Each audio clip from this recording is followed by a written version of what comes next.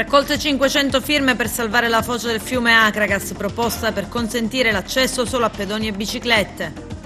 Ieri la frana del 66 ad Agrigento fece scivolare a valle 4 quartieri e 28 anni fa la mafia uccideva a Palermo il giudice Borsellino. La Lega lancia una proposta di legge, elezioni senza preferenze, liste bloccate e candidati eletti secondo un ordine precostituito. Chance per il ripescaggio dell'Acragas, il progetto sportivo del Canicattì Calcio riparte dall'allenatore Pippo Romano.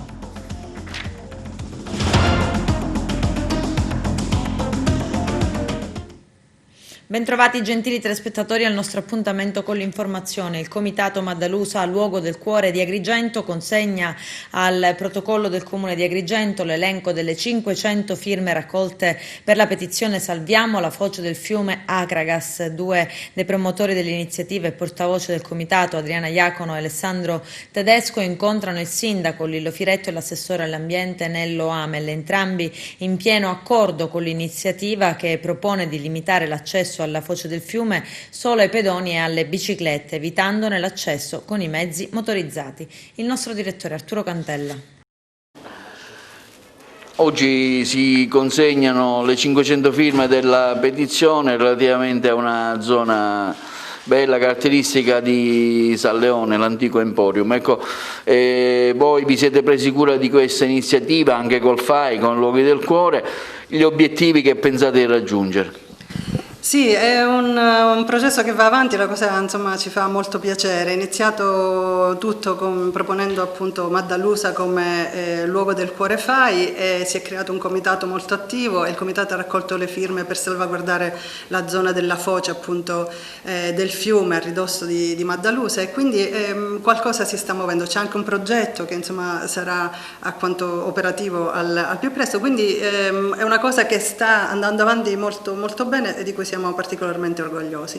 Quindi il FAI ancora una volta si conferma come un promotore di iniziative che portano alla salvaguardia del territorio. Maddalusa è solo un esempio, ma ce ne sono tantissimi nel nostro territorio che sono stati nominati luoghi del cuore FAI, appunto tra tutti sicuramente la Scala dei Turchi che sta scalando le classifiche tra i primi 10 posti in tutta Italia, quindi insomma risultati fantastici, ma anche tanti altri luoghi di interesse storico, culturale, come la Biblioteca Lucchesiana, come il Teatro Andromeda di Santo Stefano, come il Museo Mete di Siculiana. Ce ne sono tantissime, ognuno può votare il suo luogo del cuore. È un sondaggio che va avanti per diverso tempo, fino al 15 dicembre, quindi si può votare ancora a lungo ed è un modo per segnalare i posti che hanno bisogno di attenzione, che hanno bisogno di essere tutelati, che hanno bisogno di essere restituiti alla bellezza a cui appartengono. In questo il FAI è sempre stato molto attento appunto alla conservazione della bellezza nel nostro territorio.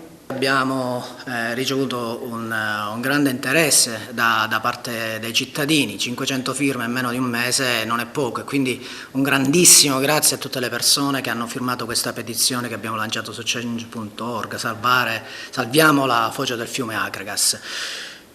Cosa chiediamo con questa petizione?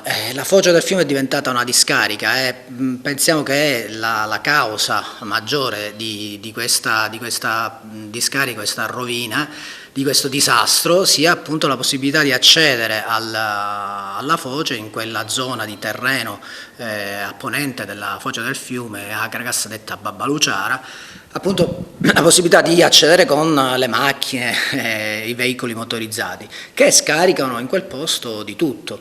Abbiamo visto da detriti di Eternit a serbatoi in plastica a resti di bivacchi selvaggi, c'è di tutto. E le macchine posteggiate lì. Noi chiediamo infatti all'amministrazione comunale di installare una barra che eviti appunto solo l'accesso alle macchine, non l'accesso ai pedoni, che i pedoni da lì potrebbero comunque entrare, con la bicicletta a piedi si potrebbe comunque entrare, ma solo l'accesso alle macchine che possono essere posteggiate 10 metri più indietro e non proprio dentro la foce del fiume, che è una zona assolutamente da preservare, anche perché non solo ha un valore naturalistico immenso.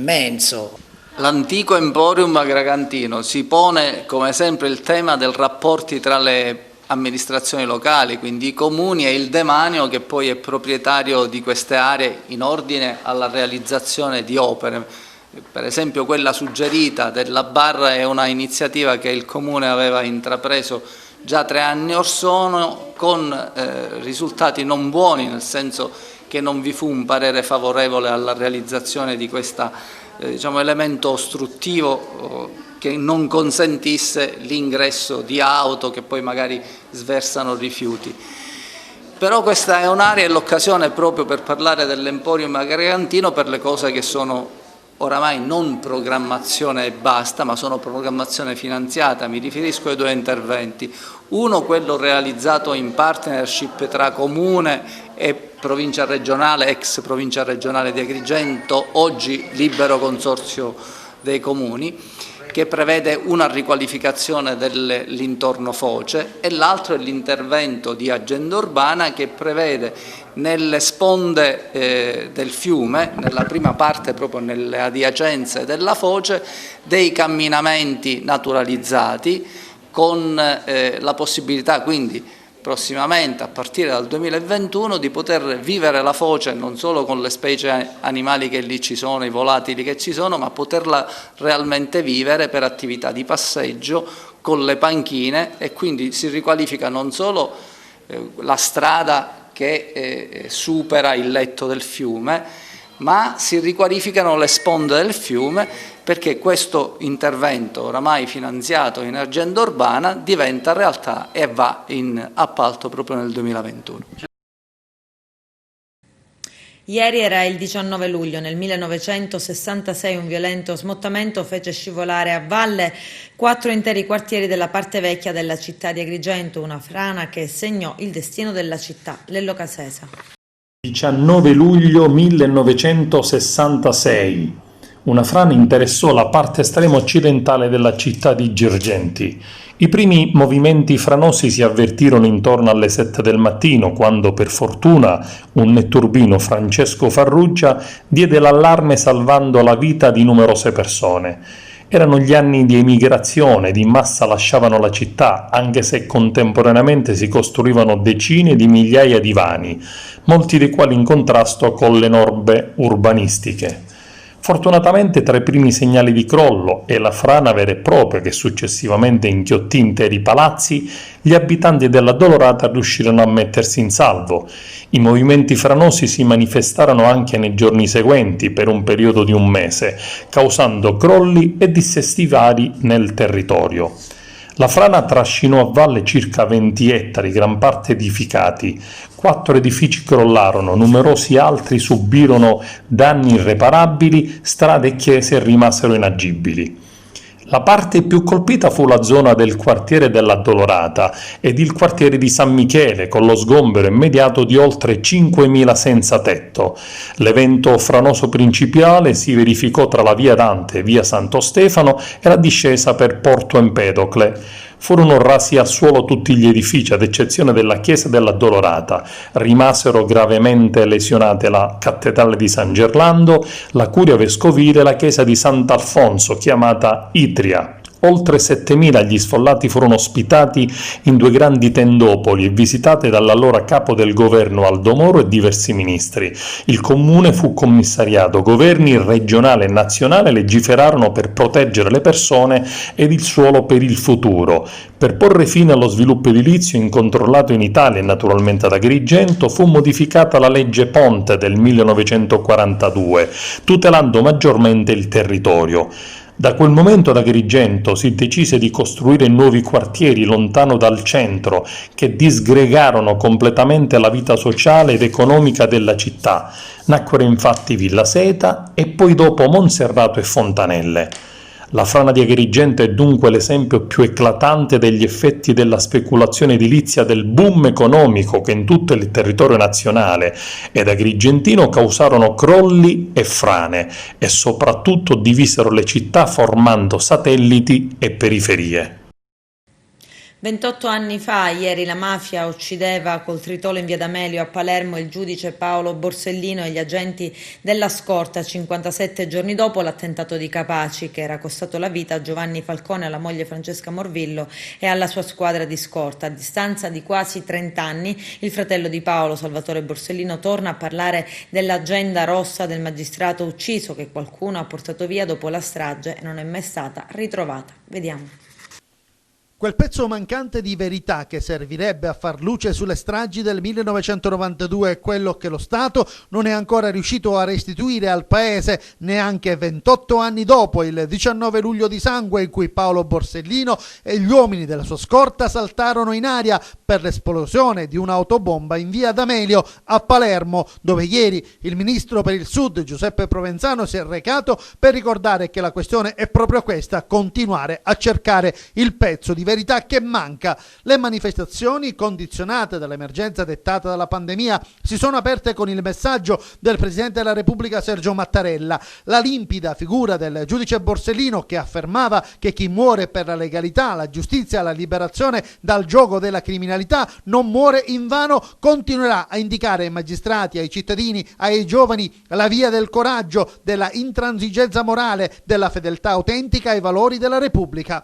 Alle 16.58, l'ora in cui 28 anni fa avvenne la strage, i presenti in via D'Amelio, tra loro il presidente della Commissione Nazionale Antimafia Nicola Morra, l'ex presidente del Senato Pietro Grasso, osservano un minuto di silenzio, preceduto da un accorato appello dell'unico sopravvissuto alla strage, l'agente Antonino Vullo. Dobbiamo essere vicini ai magistrati che stanno cercando la verità e non lasciarli soli, come è accaduto a Falcone e Borsellino. Accanto a lui c'è Salvatore Borsellino, il fratello del magistrato che fu assassinato mentre si recava a casa della madre. In una domenica come quella di ieri, dopo aver visto in TV, racconta a Salvatore Borsellino una tappa del Tour de France. Quel tentativo di normalità, già compromesso dalla strage di Capaci, avvenuta 57 giorni prima, fu interrotto per sempre il 19 luglio 1992 e da lì, come hanno scritto i giudici di Caltanissetta nella sentenza Borsellino Quater, iniziò il più colossale depistaggio nella storia d'Italia. Salvatore Borsellino ribadisce che la chiave del mistero è nell'agenda rossa del magistrato scomparsa dopo l'attentato. Fino a quando non avrò l'agenda rossa di Paolo non avrò pace, ha detto. L'agenda è dentro le istituzioni, la verità è dentro lo Stato, dice in via D'Amelio a 28 anni dalla strage Salvatore Borsellino. Giustizia, vogliamo giustizia, torna ad urlare Borsellino, ma la strada verso la verità è ancora tortuosa. Penso che tanti percepiamo un nodo, ha detto invece Tartaglia, che tutto quello che manca alla ricostruzione dei fatti. Penso al collaboratore Cancemi, che parla di una riunione fatta poco prima del 19 luglio a casa di Guzzo, alla quale prese parte Riina, che aveva premura a compiere la strage, come se dovesse rispettare un impegno preso. Fino a quando non riusciremo a dare le risposte su questa accelerazione improvvisa, il nodo non si scioglierà. E Antonio Vullo, l'unico poliziotto della scorta di Borsellino sopravvissuto all'attentato, parla della consapevolezza del magistrato, il quale sapeva che il prossimo obiettivo sarebbe stato lui, ma fu lasciato solo. Spero che adesso non vengano lasciati soli tanti magistrati che continuano a impegnarsi per la ricerca della verità. Il voto di preferenza è il voto espresso da un elettore per un candidato all'interno di una lista elettorale. Si tratta di un'espressione del voto aggiuntiva rispetto alla scelta della lista elettorale presenti in alcuni sistemi elettorali di tipo proporzionale. Quando il voto di preferenza è previsto, nell'ambito di ciascuna lista sono eletti i candidati con più voti di preferenza, in numero pari ai seggi spettanti a quella lista. Se invece il voto di preferenza non è previsto, la lista si dice bloccata e i candidati sono eletti secondo un ordine precostituito. In Sicilia vige il sistema del voto personale, ma la Lega lancia una proposta di riforma elettorale nell'isola: elezioni senza preferenze. Il nostro direttore Arturo Cantella. Sta suscitando tante polemiche e reazioni la proposta di eliminare la preferenza alle prossime elezioni regionali, fatta dal senatore leghista Candiani, che propone per l'appunto per la Sicilia una formula elettorale che minerebbe le basi della democrazia in favore di una sorta di dittatura dei nominati. Questa è l'impressione dell'onorevole Lentini e di tanti altri che commentano le dichiarazioni del commissario della Lega in Sicilia Stefano Candiani, secondo cui bisognerebbe ragionare sull'eliminazione delle preferenze, giocoforza sulla modifica della legge elettorale attualmente in vigore su base regionale, un'idea nazionale, si va verso la reintroduzione del meccanismo della preferenza, una cosa che verrà certamente intrapresa per abbattere strutture e critiche del sistema elettorale. Alla protesta si aggiungono anche 3 parlamentari regionali di Ora Sicilia, Luigi Genovese, Luisa Landiere e Daniele Ternullo. Anche il partito dell'UDC si unisce alla protesta, che in una sua nota stampa, per voce del coordinatore regionale onorevole Decio Terrana, afferma che ho l'impressione che qualcuno abbia dimenticato i principi fondamentali della rappresentatività in un territorio, nelle istituzioni politiche. È vero, afferma Terrana, che negli anni si sta cercando di distruggere ogni forma di rappresentatività dei territori, facendo votare i cittadini più a sensazione che per i reali progetti politici. Ma questo sistema di influenza, incentrato sulla comunicazione ossessiva, iniziato dal Movimento 5 Stelle e poi brillantemente ereditato dalla Lega, adesso deve finire. È giunto per l'onorevole Terrana l'ora che si ritorni a una politica che rappresenti tutti i territori e che i parlamentari siano diretta espressione di un territorio scelti direttamente dai cittadini. È un'ultima ora anche l'abbandono per tale causa della parlamentare leghista Marianna Caronia, che da poco aveva aderito al gruppo della Lega all'Ars, andando al misto, ha deciso di lasciare il partito della Lega. Per Caronia i cittadini devono sempre eleggere liberamente i propri rappresentanti nelle istituzioni a tutti i livelli, compreso quello nazionale. 4 arresti e una denuncia, il bilancio dell'attività svolta nel weekend dei carabinieri della compagnia di Canicattì. Vediamo. I carabinieri della compagnia di Canicattì hanno arrestato 3 soggetti di Grotte responsabili nel giugno 2014 di una violenta rapina commessa ai danni di un loro concittadino. Il provvedimento di carcerazione è stato emesso dal Tribunale di Agrigento all'esito del processo, durante il quale l'autorità giudiziaria ha totalmente accolto e condiviso le ipotesi formulate dai militari della stazione di Grotte durante le meticolose indagini svolte all'epoca. I carabinieri, sfruttando i sistemi di videosorveglianza presenti in paese e le testimonianze assunte, avevano ricostruito i momenti concitati della rapina. La notte del 7 giugno 2014 a Grotte la vittima, 65enne, era appena scesa in strada mentre 3 malviventi stavano smontando la sua auto e questi, non contenti, si sono procurati la fuga con violenza, malmenando il malcapitato che aveva riportato ben 30 giorni di prognosi. 2 italiani e un cittadino romeno, tutti noti alle forze dell'ordine, erano stati così identificati dai carabinieri, denunciati alla Procura della Repubblica di Agrigento e oggi definitivamente condannati. 3 anni e un mese di reclusione per il pagamento della multa di 1.920 euro per i 2 italiani, mentre il romeno, per via di un cumulo di pena relativo ad altri reati, resterà in carcere per 6 anni, 4 mesi e 4 giorni, oltre a dover pagare la multa di 1.920 euro. I 3 sono stati trasferiti presso il carcere di Agrigento. Inoltre, il lavoro dei carabinieri di Canicattì non si è fermato a questo risultato, dato che i militari si sono impegnati in particolari servizi di controllo del territorio e hanno arrestato in flagranza una cittadina romena 26enne, evasa agli arresti domiciliari e destinataria di un provvedimento di custodia cautelare in carcere emesso dal Tribunale di Agrigento. Infine, durante i controlli alla circolazione stradale, i carabinieri hanno denunciato in stato di libertà un 18enne canicattinese sorpreso alla guida di un motociclo già sottoposto a sequestro amministrativo, condotto senza avere mai conseguito la patente di guida e con un'apposita targa risultata oggetto di furto.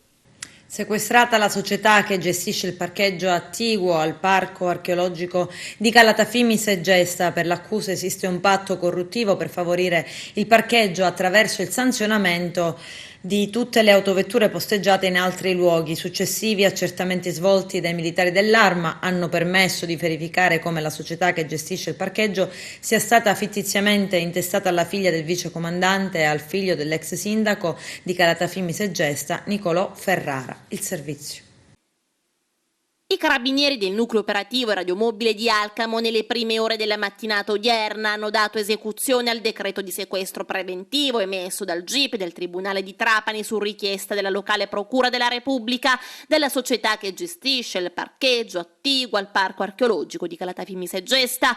Tale provvedimento rappresenta la prosecuzione dell'operazione denominata Fimes eseguita lo scorso febbraio, nella quale erano stati tratti in arresto l'imprenditore Francesco Isca Isca ed il vice comandante della locale polizia municipale per il reato di corruzione. L'attività dei carabinieri aveva permesso di dimostrare l'esistenza di un patto corruttivo tra i due soggetti volto a favorire il parcheggio gestito dall'imprenditore mediante il sanzionamento di tutte le autovetture posteggiate in altri luoghi. I successivi accertamenti svolti dai militari dell'Arma hanno permesso di verificare come la società che gestisce il parcheggio in questione sia stata fittiziamente intestata da altri due individui, cioè la figlia del vicecomandante della polizia municipale e il figlio dell'ex sindaco di Calatafimi Segesta, Nicolò Ferrara. Tale stratagemma era stato ideato dall'Isca al fine di eludere l'eventuale emissione di misure di prevenzione patrimoniali, pur continuando a mantenere la gestione e a ricevere gli incassi delle attività.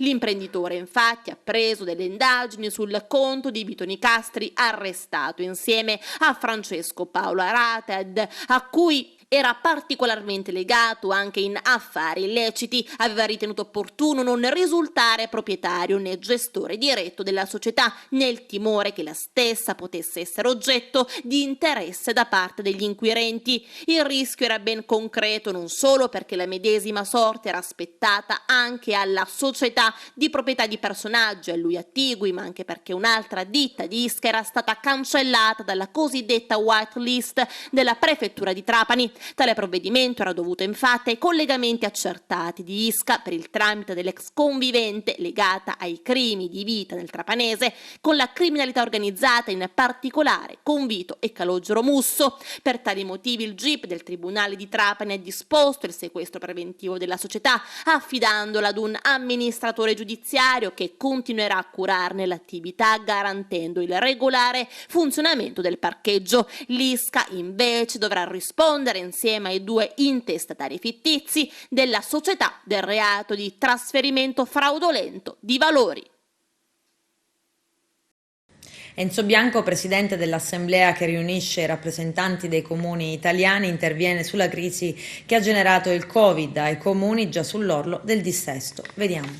Approfitto del dopo Covid, come presidente dell'ANCI le difficoltà sono tante, il post-Covid è pesante. Forse il post-Covid rischia di essere pesante almeno quanto la pandemia. Io sono convinto che in questa fase delicata l'Italia nel suo complesso, il governo, la gran parte delle regioni, dei comuni hanno agito bene e in modo serio.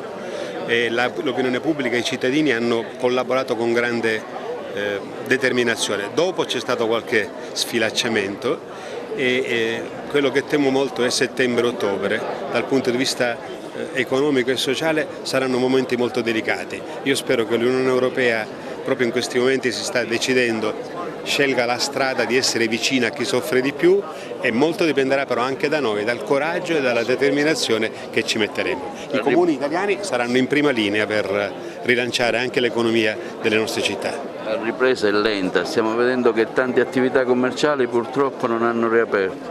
E ancora sarà lunga, dura e difficile. Ripeto, dobbiamo essere onesti, però ce la possiamo fare. Questo è un paese che ha risorse straordinarie, dobbiamo avere coraggio e i cittadini sono i primi che devono dare il coraggio di ripartire. Intanto partiamo dalle vacanze, facciamo le vacanze nel nostro paese, nelle nostre regioni, anche qui in Sicilia con tanti luoghi meravigliosi. Io quest'anno farò le vacanze tutte in Sicilia e comunque in Italia e mi fa particolarmente piacere di dare a ognuno un piccolo segnale di questo tipo. A Licata, dopo le dimissioni dell'assessore allo sport Andrea Burgio e quelle in precedenza di Mimmo Tutolomondo, che aveva la delega al bilancio, il sindaco Giuseppe Galanti lavora alla ricomposizione della giunta. I dettagli nel servizio. Dopo le dimissioni di Andrea Burgio, che ha rimesso il mandato di assessore allo sport del comune di Licata, il sindaco Giuseppe Galanti avvia le consultazioni con i gruppi e partiti politici presenti nella geografia del Consiglio Comunale in modo da poter allargare la base della maggioranza che lo sostiene. Galanti dovrà sostituire in un'unica soluzione non uno bensì due assessori che si sono dimessi, lo stesso Burgio che manterrà la carica di consigliere comunale e Domenico Tutolomondo che più di un mese fa aveva lasciato la carica di delegato del sindaco al bilancio. Si era parlato dell'ingresso in giunta dell'UDC che già sostiene l'azione dell'amministrazione Galanti in consiglio, che avrebbe dovuto essere rappresentato dal consigliere Gianni Morello, ma sia il sindaco Galanti che il diretto interessato hanno smentito questa ipotesi. Gianni Morello, ha detto il capo della dell'amministrazione comunale sostiene la mia amministrazione ed è vicino al nostro progetto politico con il suo gruppo l'UDC, ma al momento non abbiamo parlato di nomi. Eppure il nome dell'ex asso del calcio, Gianni Morello, si era fatto e come. Resta da sciogliere il nodo dell'assessore al bilancio, delega che al momento viene mantenuta ad interim dal sindaco. Nei prossimi giorni, conclude Galanti, chiuderemo il cerchio e ristabiliremo il plenum della giunta. Il sindaco ha la facoltà di nominare fino a 7 assessori, ma si fermerà a 6. Attualmente i collaboratori di Galanti sono Antonio Montana, vice sindaco, Violetta Callea, assessore all'istruzione, Giuseppe Ripellino, servizi esterni, Carmelo Castiglione, lavori pubblici. Critiche all'amministrazione arrivano però dall'ex vice sindaco Angelo Vincenti. Una giunta che perde pezzi, prima l'assessore al bilancio, adesso quello allo sport e turismo e domani a chi toccherà, si chiede Vincenti. Qualcuno forse pensava erroneamente che fare l'amministratore sia cosa facile, ma non è così. Ci vuole sacrificio, inventiva e soprattutto la grande capacità di programmare con le poche risorse a disposizione, ma si deve fare a tempo debito e non lasciare debiti. Come Rosario Chiarchiaro, protagonista della patente di Pirandello alla ricerca di un riscatto a causa delle malelingue del paese, anche l'ex sindaco di Favara Rosario Manganella vuole la tessera del PD ma non gli viene concessa. Arturo Cantella. Bene, Rosario Manganella, voi avete scritto una lettera al segretario del PD Zingaretti e per conoscenza al neosegretario Barbagallo perché vi hanno rifiutato l'iscrizione. Ecco, quali sono state le problematiche e perché non vi hanno iscritto? Purtroppo per un fatto strettamente tecnico, il tesseramento al Partito Democratico quest'anno, mi riferisco all'anno 2019 ma anche per il 2020, si fa soltanto online, versando una quota di adesione di 15 euro. Io ho tentato di fare il versamento sul conto corrente che era stato segnalato, il bonifico bancario, alla sede nazionale del partito, però la transazione non è andata a buon fine. Ci ho provato addirittura ben 3 volte, una delle quali assieme al segretario locale del circolo del PD di Favara, ma anche con il suo aiuto tutto è andato a fallimento. Ragione per cui questo motivo tecnico ci ha privato a me, al consigliere comunale Calogero Castronovo, della iscrizione al partito. Una cosa sicuramente gravissima, perché ritengo che un fatto tecnico non può annullare la volontà politica di chi vuole iscriversi al partito. La mia storia, diciamo, è un po' nota, mi conoscono parecchie persone nella nostra provincia per essere stato da 60 anni, questa sarebbe stata la 60ª tessera del partito, solo per un fatto, ripeto, semplicemente e puramente tecnico, mi trovo oggi a essere escluso dalla partecipazione alla vita attiva del partito. A quel punto non ha senso militare in un partito che non ti vuole, non c'è nessuna ragione, visto che ho tentato anche di parlare con il commissario straordinario, ci ho parlato 25 volte, ma ogni volta cambiava discorso, cambiava ragionamento, diceva prima una cosa e poi un'altra ancora. Il risultato finale, ripeto, è la mancata iscrizione al partito. Arrivata a questo punto, io Castronovo abbiamo deciso che si può fare politica anche stando fuori dal partito, non è che è indispensabile essere iscritto ad un partito per fare attività politica, per stare in mezzo alla gente, per ragionare con i cittadini, i lavoratori, i giovani, le donne, insomma sicuramente avremo modo di dimostrare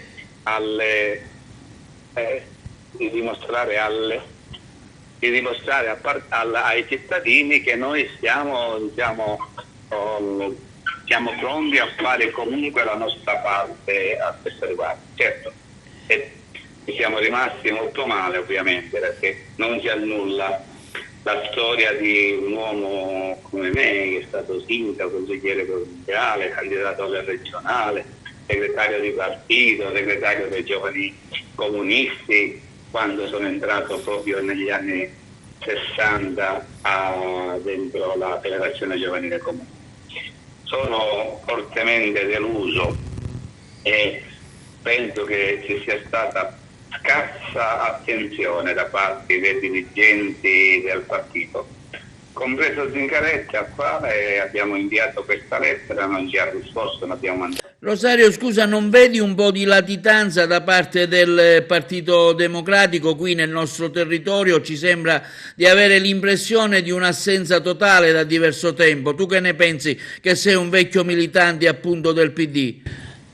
Condivido pienamente questo giudizio. Il PD purtroppo negli ultimi anni è stato un coacervo di correnti dove i dirigenti di questa e di quell'altra corrente si sono fatte solo la guerra per gestire il partito e si sono dimenticati dei cittadini, dei lavoratori, degli stessi compagni dei militanti e dirigenti del partito. È una vergogna quello che avviene in provincia di Agrigento, non qui un commissario, qui ci voleva lo scioglimento del partito della provincia di Agrigento, ricominciare da capo con nuovi dirigenti, con giovani ragazzi a cui affidare la gestione del partito, non sempre i soliti vecchi polponi che, approfittando della loro militanza, della loro esperienza, purtroppo hanno finito con l'affossare un partito che prima contava 3 deputati, per esempio regionali,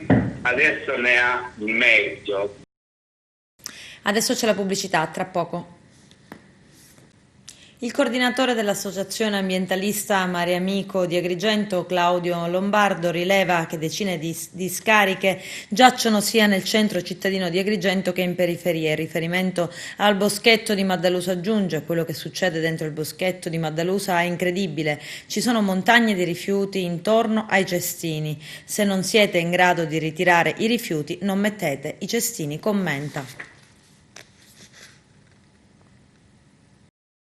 Servono incentivi per aiutare l'economia circolare in forma di credito di imposta o di IVA agevolata da riconoscersi per la produzione di materiali originati dal riciclo, a maggior ragione considerato che questi materiali oggi non sono assolutamente competitivi visto il prezzo di acquisto delle materie prime vergini. E la proposta avanzata dall'assessore regionale all'energia e servizi di pubblica utilità Alberto Pierobon nel corso di un confronto promosso nei giorni scorsi da Confindustria, Cisa Ambiente sulle politiche fiscali nella green economy, tema centrale nelle politiche del governo Musumeci. La riflessione è stata approfondita in un articolo pubblicato sul sito Agromafia e l'assessore intende discutere la necessità di un intervento normativo col governo nazionale. Siamo in un momento storico complice, anche la pandemia, spiega Pierobon, in cui le materie prime, soprattutto quelle di origine petrolifera, costano pochissimo. Nell'attuale sistema italiano i consumatori non sono del tutto consapevoli né veramente incentivati nelle loro scelte di acquisto. Non esiste neanche un vero sistema di aiuti per i produttori di imballaggi che promuova quelli più riciclabili. Pierobon spiega che mentre un tempo nessuno faceva prevenzione per migliorare gli imballaggi plastici che continuano a essere progettati e prodotti senza preoccupazione per il loro fine vita, oggi molti grandi brand stanno assai investendo su questo. Occorre quindi avviare un sistema oculato di incentivazioni, di contributi per consolidare e non far fallire questo ancora instabile settore, così come avviene in altri paesi come la Germania, dove i rifiuti da imballaggi misti sembrano avere più successo e dove le aziende si sono altamente specializzate ricevendo contributi anche per la plastica cosiddetta povera, ripagandosi così gli investimenti aziendali. Tra l'altro, ricorda l'assessore, a livello mondiale la domanda e l'offerta ricadono in flussi materiali e finanziari di importazione e esportazione, ma la produzione è sempre meno europea. Questo perché anzitutto i nostri sistemi, come sono regolati e gestiti, sono inadeguati e perché le configurazioni di costo dei produttori europei sono sempre meno competitive rispetto a quelle dei produttori extraeuropei. Quindi, conclude Pierobon, fermo restando sottolineando la bontà e la necessità di intensificare la raccolta differenziata e il prelievo selettivo del materiale presso i produttori, bisogna rimodulare gli incentivi per tutto il processo che interessa più attività e più soggetti nel riciclaggio del materiale. Dopo i disordini all'hotspot di Messina, la fuga dei migranti e l'aggressione a un finanziere, i cittadini ne chiedono a gran voce la chiusura. Vediamo. Ci siamo sempre battuti affinché questa struttura venisse abbandonata dal Ministero, dal Viminale e venisse destinata ad altre attività sociali. Non lo scopriamo ora. Sono contento che il sindaco De Luca abbia preso una posizione importante, perché in realtà quello che lui dice corrisponde al vero. Speriamo che si possa al più presto dirimere questa situazione. Ci troviamo proprio nell'area incriminata, potremmo dire, perché da qui avverrebbero queste fughe, da qui scavalcano i migranti che lasciano l'hotspot, e sono i cittadini di questa zona che hanno più volte denunciato questi fatti. Sì, effettivamente è così. Tu sei a cena in balcone e magari all'improvviso entra un migrante e vuole scappare. Questa è le persone che dobbiamo tutelare. Questi sono i cittadini messinesi per i quali ci dobbiamo battere e per i quali dobbiamo dire no all'hotspot, perché non è pensabile, lo ribadisco, avere una struttura simile in pieno centro cittadino e in aderenza alle abitazioni, perché le abitazioni sono in aderenza alla struttura. Io mi ricordo che l'attuale ministro degli esteri aveva dichiarato che i migranti che sarebbero sbarcati in Italia venivano equamente divisi fra tutti i paesi. Qua noi vediamo migranti che stanno mesi e mesi, quindi quel reale progetto a livello nazionale di dividere i migranti fra tutti i paesi della comunità europea in realtà non è avvenuto. Messina non è una città razzista, Messina è una città tranquilla, Messina è una città che vuole vivere, Messina è una città che morfologicamente non può permettersi una struttura simile va posizionata in altri luoghi, sicuramente non in adiacenza alle abitazioni, sicuramente non nei pressi del centro cittadino. In realtà uno di quei 24 migranti che è scappato era in un bar al centro, stava prendendo, non so, un caffè, una birra, quindi questa è una città che non può sostenere questa situazione, lo diciamo da tempo. Faccio un appello ai deputati che governano il nostro paese, i messinesi, che sono lì seduti ai tavoli, di volerlo politicamente questa cosa, cioè di metterci la faccia, andare dal ministro e di dire quella struttura va chiusa. Lo faranno? Non lo so. Buone chance di ripescaggio per l'Akragas in Serie D. Carmelo Lentini. L'Akragas è l'unica squadra siciliana che può sperare in un ripescaggio in Serie D. È infatti notizia di questi ultimi giorni dell'esclusione del Marsala, che dopo la retrocessione aveva presentato domanda di riammissione nel massimo campionato dilettantistico nazionale. Si tratta di una prima fase preliminare e quindi prima di gridare vittoria occorrerà attendere almeno una quindicina di giorni per capire se ci sono o meno posti disponibili per un inserimento in Serie D. In Leeds ci sono 29 società che al momento hanno superato la prima prova di idoneità. Intanto in questi giorni il Dipartimento Interregionale ha diffuso le date per formalizzare le iscrizioni delle società aventi diritto alla Serie D stagione 2020-2021. Le società avranno diritto a presentare la domanda tra il 20, quindi questo lunedì, e il prossimo 24 luglio, versando i 16.500 euro di iscrizione oltre i 31.000 di fideiussione a patto di aver presentato la documentazione attestante il pagamento a tutto il 29 febbraio dei rimborsi a calciatori e ad allenatore. La Covisod entro il 28 luglio, invece, esaminata la documentazione, comunicherà il proprio parere. Le società che sono state escluse possono presentare ricorso entro il 31 luglio e la Covisod esprimerà quindi entro il 4 agosto il parere sui ricorsi. Quindi di fatto sino ad inizio agosto non si avrà il quadro completo dell'organico della Serie D.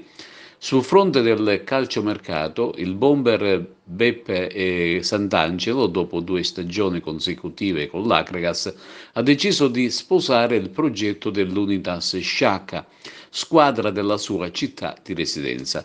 Avrà come tecnico Giuseppe Geraldi, che lo ha fortemente voluto in verde nero, e farà coppia con l'altro bomber di razza Pasquale Galluzzo.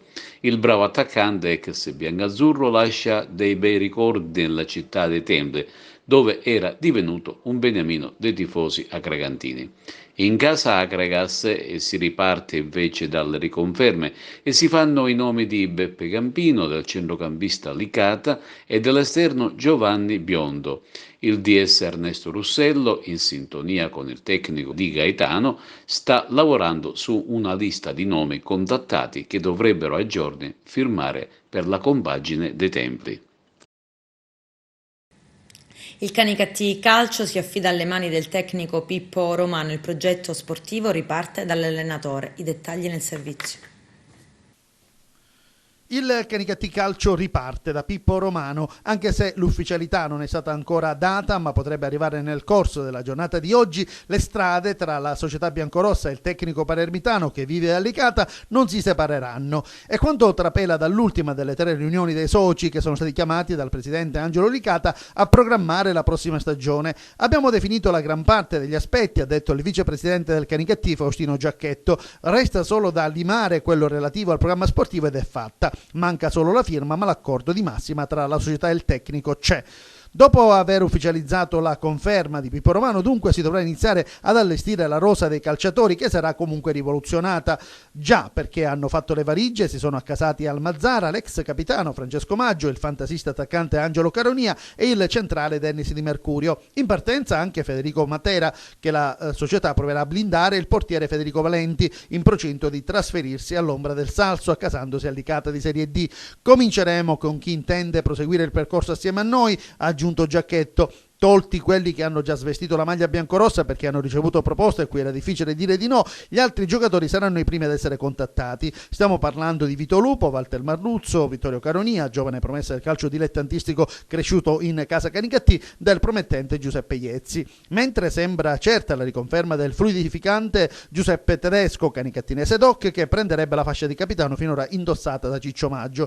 Poi c'è il plotone di Ricatesi, Giuseppe Pira, Medi Lauria e qualche altro che seguirebbe le orme di Romano. Per quanto riguarda gli obiettivi dichiarati, la società punta ad un campionato tranquillo, con una promozione spalmata anche in 2 anni. Costruiremo una squadra competitiva, senza assilli e colpi di testa, dice ancora il vicepresidente, in attesa di tornare a giocare nel nostro stadio, il Carlotta Bordonaro, atteso che entro l'anno possano iniziare i lavori di ampliamento e ristrutturazione. La società, infine, d'accordo con i legali che hanno visionato la documentazione, pensa di rinunciare ad impugnare la decisione della Lega Nazionale Dilettanti, che non ha ammesso il Canicattì alla Serie D, nonostante fosse la miglior seconda dei campionati di eccellenza. Abbiamo rivisto il regolamento, ha concluso Faustino Giacchetto, e ci siamo accorti che sarebbe stato un ricorso pretestuoso con poche possibilità di essere accolto, dunque pensiamo a vincere il titolo sul campo.